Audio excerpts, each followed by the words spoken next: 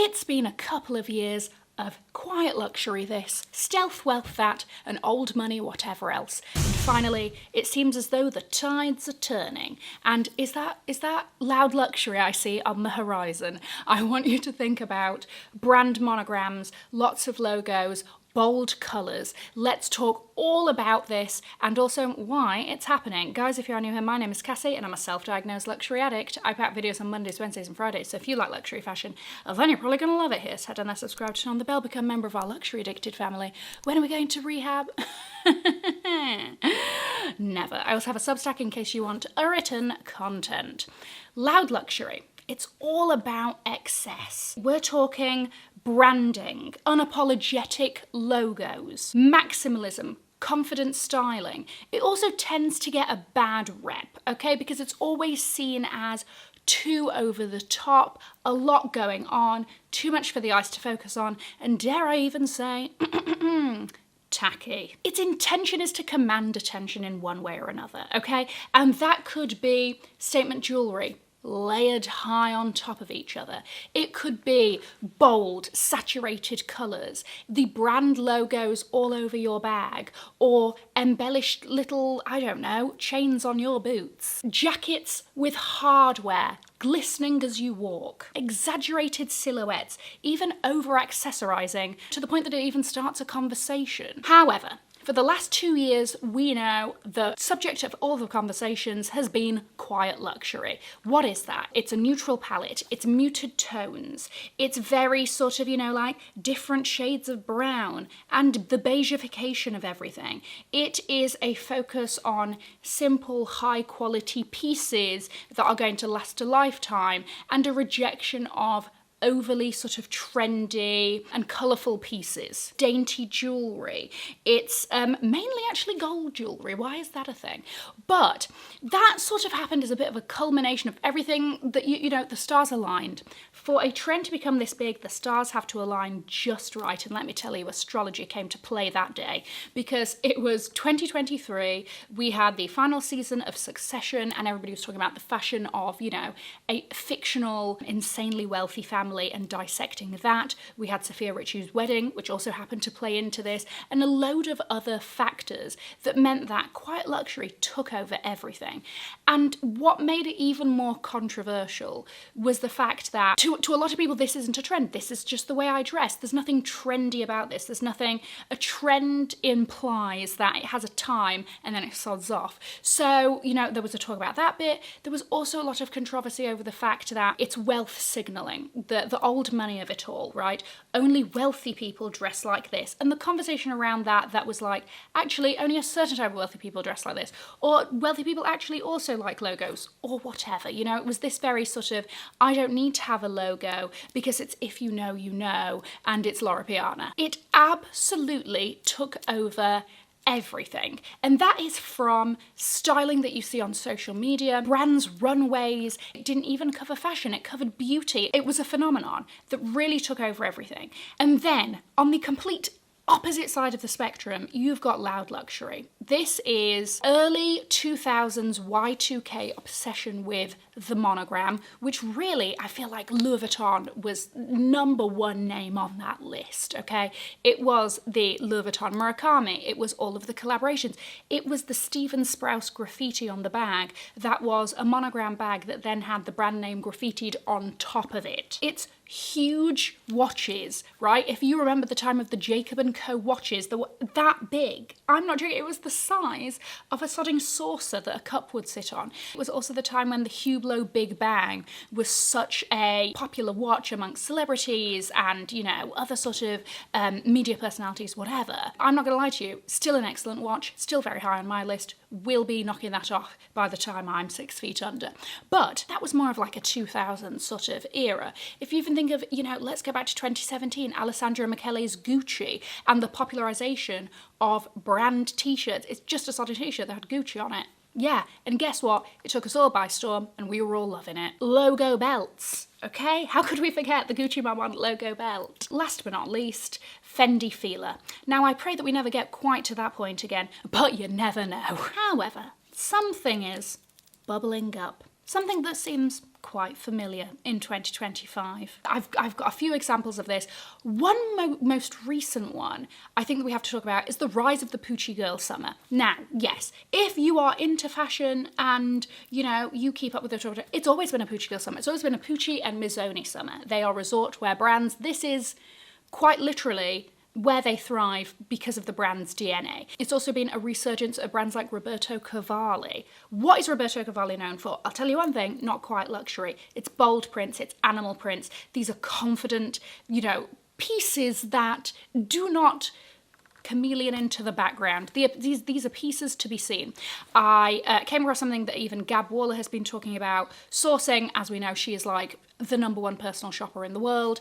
And what's she been asked for a lot this summer? It's been Poochie and it's been Roberto Cavalli, both new and vintage. We're going to get back to that part as well. And like I said, these brands have always ruled summer. However, it is the sort of resurgence and virality over that right now that plays into the fact that, are my waters correct? Loud luxury is coming back, / it is back. The way that quiet luxury took over everything to the point that it is now an established part of our lexicon. This is a part of our language that everybody knows what you mean. This isn't some niche odd trend like, I don't even know, what is Gorpcore? Gorpcore was a thing like a year or two ago. I think it's to do with sort of practical, a lot of anoraks and nylon jackets. But that, like, people don't know, the average person on the street doesn't know what that is. If you said to somebody what's quiet luxury, you would have a much higher chance of them going, oh yeah, it's like, you know, sort of minimalism, whatever, and okay, right? It is a core part of our language, and it's not even something that was exclusive to luxury fashion, as quiet luxury would imply. This is something that took over high street brands. High street brands were also adopting quiet luxury and this sort of minimalist styles, simple styles in muted tones. And when a trend spreads like this to such an extent, like, you know, like wildfire, it takes over everything, the pendulum has to swing back. You start to get a rejection of the trend.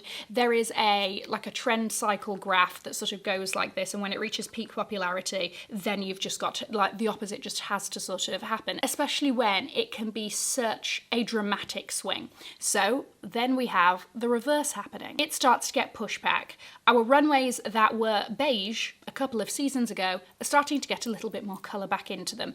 We're starting to see the brands that bent the knee to quiet luxury start to remember exactly who they are again. And there is now a huge focus on personal style across social media about finding your personal style. What does that mean to you? Because it did feel like everything was very sort of homogenous with the quiet luxury trend, right? But now there's a much more of a focus on differentiation. How do you interpret a trend? There is nothing wrong with liking or following or wanting to be on top of trends, but it's how do you personally adopt that trend and make it yourself. I also feel that the comeback of loud luxury is linked to our continued obsession with Y2K in the 2000s. Listen, I don't have a problem with it because I am a child of the time, and anything that, you know, leans into my childhood, I will always enjoy. I bought myself a Tamagotchi a month ago. But I do find it interesting that we are starting to see a comeback of the same things that we saw back then. For example, I've already mentioned it, but the Louis Vuitton Murakami collab. Yes, it's 20 years since. Maybe if quiet luxury was still ruling and Louis Vuitton was like, listen, I don't think all of this monogramming is going to sell that well, maybe they would have pushed it off a year. Who knows? All I know is it happened back then. Loud luxury is on the horizon, and the Takeshi Murakami Louis Vuitton collaboration is all about the logo. It's about the multicolour logo, cherries on the logo.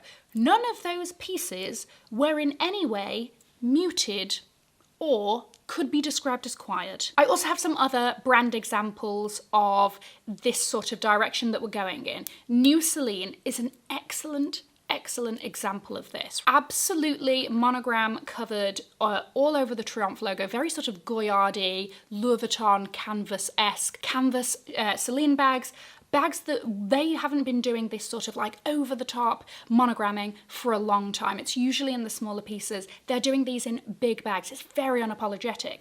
Their boots, which are quite questionable. They're sort of, I don't know, I'm having trouble. They're sort of like boxery, sort of pixie, Rumpelstiltskin-esque. But what's that? Straight down the tongue, Celine Paris. Over-embellishment of, there's a jacket that's just got it. Okay, fine. You and I aren't buying that jacket because it's way out of our, it's way above. Listen, I don't know about you actually.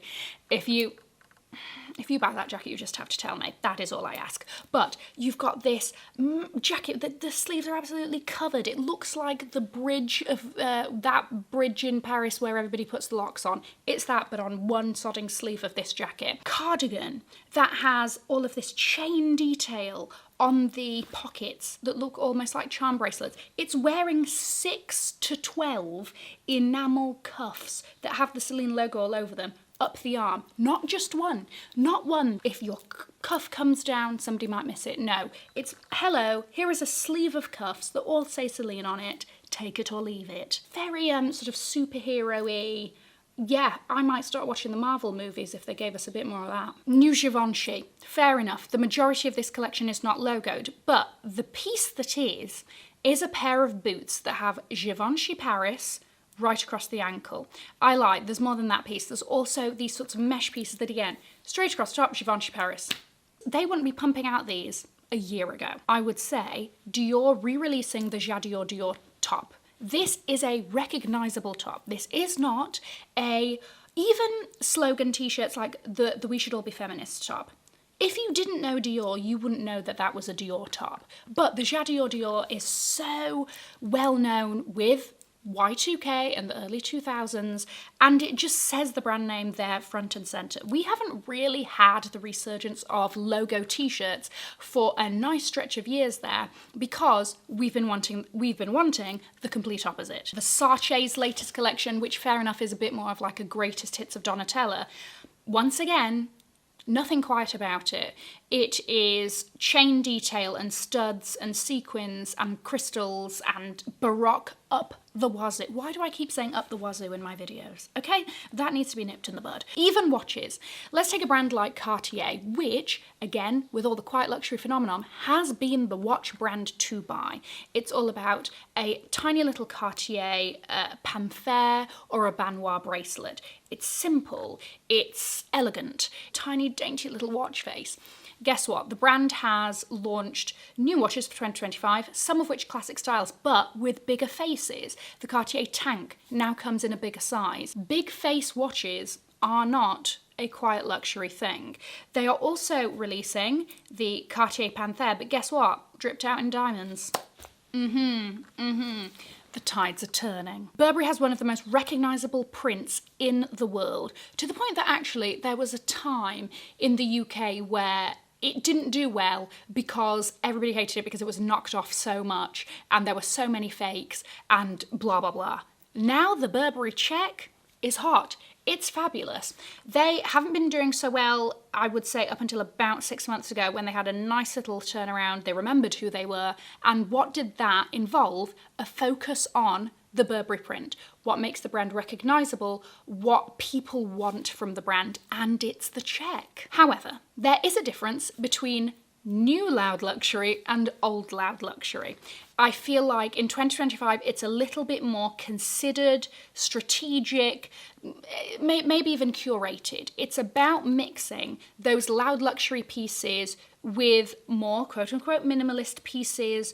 It's not so much of the head-to-toe logo look of 2017. And I think that Celine 2020, I'm sorry, I know I've talked about them a lot, this is the best example of this kind of styling. The logo looks are paired with, they're never boring, right? But more neutral colours or paired with more neutral colours or more simple styles, and you're still getting the impact of a logo or a statement piece, but the way that it's styled is just very different than how we've seen loud luxury done in the past. I think that it's also about mixing old with new, vintage items with new items, right?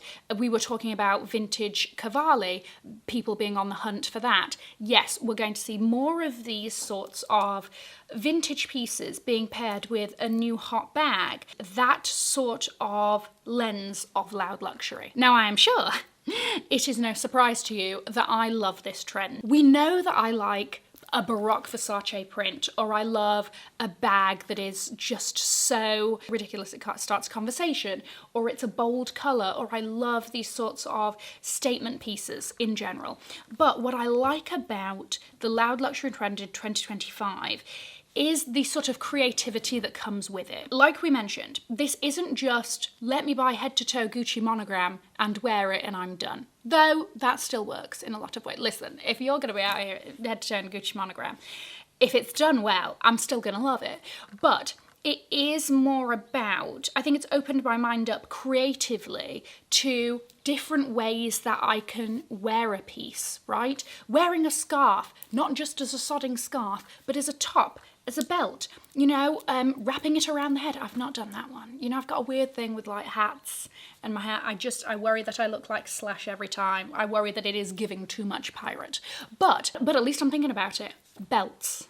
I have never been a belt person, a person that advocates for a belt. You know, I think it's good to have a couple of really good belts, but I don't really look at them past the use of keeping my trousers up and possibly just like adding a little touch to an outfit. I really don't overthink it that much. I should be thinking about the belts a lot more. I actually mentioned this in my Substack recently. There is so much that can be done with a belt that my eyes are being open to. Why? Because of Loud Luxury. Look at Schiaparelli 2026. Belt on top of belt on top of belt, 3 belts, skew-whiff put together, belts around bags. I don't know if I'm here for the belt bag thing yet. I haven't really like done a whole video on that or whatever. Maybe I will. But waist belts. Why am I not thinking about the cinch of a waist over a coat or different layers that can be done with it? Different types of belts. I have about 5 belts that are interchangeable with themselves. They're just different colours. That is unacceptable. Let's talk about that Celine stack again. I haven't thought about, I never really think about costume jewellery bracelets and how much that can bring to an outfit. We need to be opening this up more. And that is what I like about this new version of Loud Luxury. I think that people sort of embracing it gives all of us inspiration of different ways that we can wear things that we already have even. This isn't about the fact that like, oh, quiet luxury, kick it to the curb, right? Pack your bags, we're off. Because, like I mentioned earlier, this is sort of, quiet luxury is more than a trend, okay? You can't say that like minimalist dressing is, it is a trend when it becomes adopted by people whose style it isn't, or it's being done by brands whose style it isn't, and so on and so forth. But to some people, this is just how they dress. This is just their vibe. So the question is, are you team loud luxury or are you team quiet luxury? Are you sad about the fact that we're not seeing so much quiet luxury anymore? Or are you absolutely loving the fact that we are having a little bit more glitz, glam, colour, embellishment coming back into our lives and on the runways and in the shops? You let me know. I'm going to leave a link to another video over here in case you haven't already seen it. Have an amazing morning, afternoon or evening wherever you are. And in the words of my father, if you've enjoyed it, tell your friends. If you haven't, keep your mouth shut. I'll see you in my next video. Mwah. Bye guys.